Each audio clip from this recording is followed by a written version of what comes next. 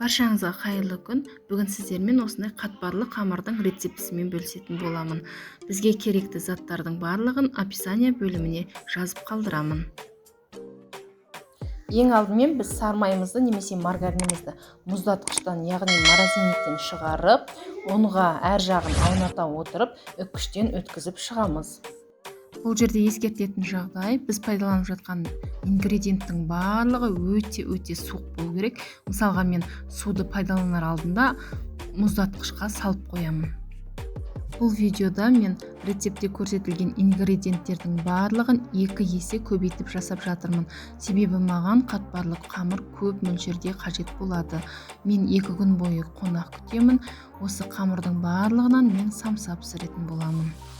Мен бұл рецепті пайдаланып жүргеніме 2 жылдан астам уақыт өтті. Маған өзіме осы рецепт ұнайды. Қамыр өте қатпарлы болып шығады және өте қарапайым заттардан жасалады.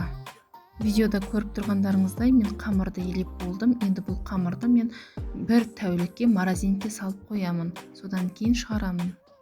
1 тәулік өткеннен кейін мен мұздатқыштан шыққан қамырды бөлме температурасына жібітпеймін. Тек холодильникке салып, жарты күннен аса жібітіп аламын.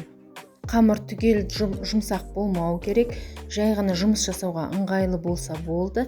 Әйтпесе сіздердің қамырларыңыз қатпарлы болмай қалады. Міне мен самса пісіріп жатырмын. Самса өте қатпарлы және өте дәмді болып шықты. Егер видео сіздерге ұнап жатса, лайк басып, комментарий қалдыруды ұмытпаңыздар.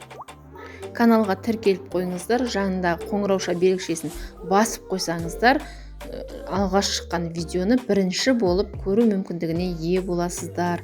Менімен бірге болғандарыңызға рахмет. Тағамдар каналынан жаңа рецепттер күтіңіздер.